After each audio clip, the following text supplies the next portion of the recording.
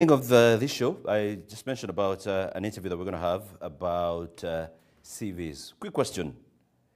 Does it matter how learned you are or how experienced you are in doing whatever it is that you are hired to do? And I am reminded when I mention this, I'm reminded of two gentlemen that I must mention their names. Charles Branson of Virgin.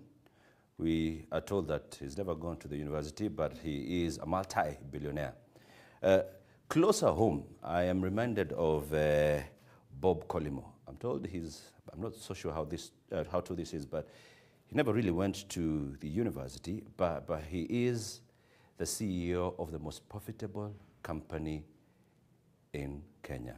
Am I saying that it's not important to go to school? No. What I'm trying to say is tear up that CV, or better yet, write it in a different way. But that's not me saying. That's what Ariane Fisher of Shortlist is saying. And she is going to be having a conversation with Sarah. Sarah, I don't know if I've represented the discussion the way it should be. I'm not so sure. Yes, pretty much, but we're going to dig deeper and see what we're going to find out about this. All right. How we're going to tear our CV.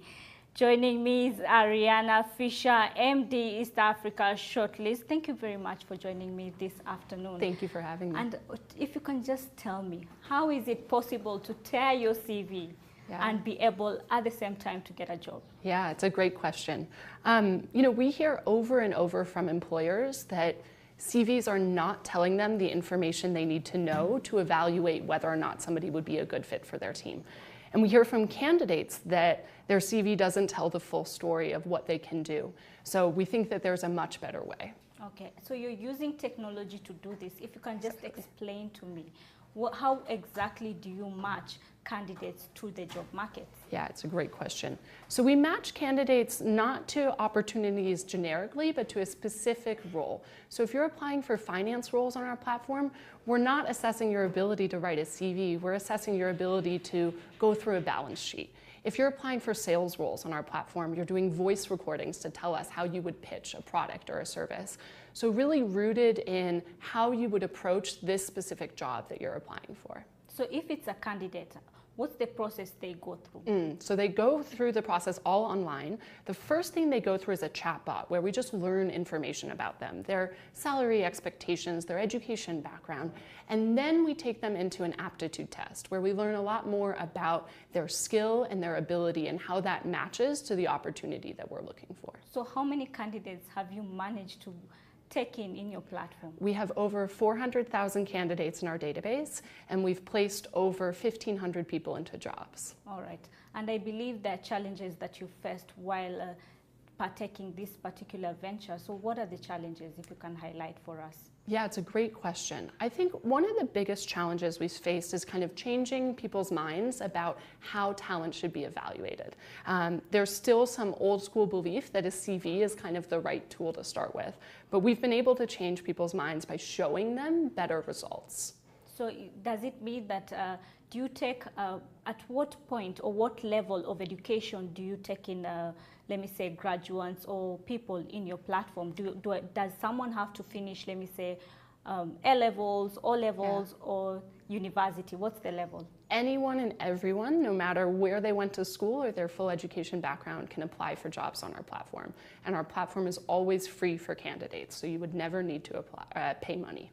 All right, so does it matter whether you have a particular grade? Let me say I've scored an A and I'm expecting to be like an engineer, Does it really matter? Yeah, the thing that matters the most is, can you do the job? And sometimes your grades do tell the story. And sometimes they're a helpful proxy or indicator for somebody's ability. But a lot of the time they don't, right? Not every Kenyan has equal access when it comes to education opportunities. So we don't think that somebody should be penalized just because they didn't get to go to a fancy school. All right. And what is the challenge, let me say, in our education system in terms of when you find candidates who have come to your platform and they're able to write, theoretically they're perfect, but when it comes to skills, they're missing a particular, skill. Yeah. So what is the challenge? Yeah, so I am not an expert on the education system, but what I see from employers over and over is that they're looking for people who have great communication skills. It's not just the ability to do the job, it's the ability to work well with your teammates and express your ideas. And that's one of the biggest challenges we see employers facing today. All right, so I believe this is a database. You sit somewhere and you're literally filling all this up. Still, as a person, as a candidate, let me say, if I've applied for that particular job and I want to be in your platform and expect that at the end of the day, I'm going to get this particular job. Is it a tedious process to take through someone? It's not a tedious process. So one of the things that we do that we're really proud of is make sure that every candidate is kept up to date along the way. So if you're no longer being considered for a role, we send you an email and let you know. You can always also reach out to our support lines to get updates, but we're really focused on treating candidates better as well. And then there are new jobs that we're posting every day, every week that candidates can apply for. So maybe if one opportunity doesn't work out, there's still another chance. So from an employer's perspective, yes, when they're looking for a particular, let me say they're looking for an accountant, yes, to fill in that particular vacancy, that space. Do you present them directly? To what point do they get to meet the employer they're working with? Yeah, it's a great question. And with accountants, it's so interesting because there are thousands of people who probably could be qualified for that role. So we're taking candidates through the online application process. And then for certain projects, we're even conducting first-round phone interviews. So by the time an employer is receiving a candidate, they know not just that this person looks good on paper, but they actually have proven skill and ability to be really great at this job. So at what stage in your process do you make a candidate meet the employer? Not till the very end of our process. So the online application, a first round phone interview, and then at that stage, the employer decides, based on all of the data that we've collected for them, whether or not they'd like to interview. All right. And there was a report that was released recently by KPMG that said that robots or artificial intelligence will soon take up people's jobs. What's your take on that? Yeah. We think technology has the opportunity to make people better at their jobs. So technology has the opportunity to make HR leaders, CEOs, finance managers focus on the most important part of their work and then take those parts of their work that they're spending a lot of time on but isn't that important, take those parts away. So we think technology actually presents a really great opportunity to increase people's effectiveness in their jobs. So it's effectiveness. And at the same time, you're using technology to do this. Yeah. So how has technology helped you in your business? Yeah. Our business wouldn't be able to exist without technology. We think it's really important that every single individual who should be considered for a job gets the opportunity to be considered. And that's not possible to do without technology. You can't read through hundreds of CVs, thousands of CVs, even when you know that they're not predictive. So through technology, we can give everyone a fair and equal opportunity to show the skills that they have and be considered for a role. So fair and equal opportunity.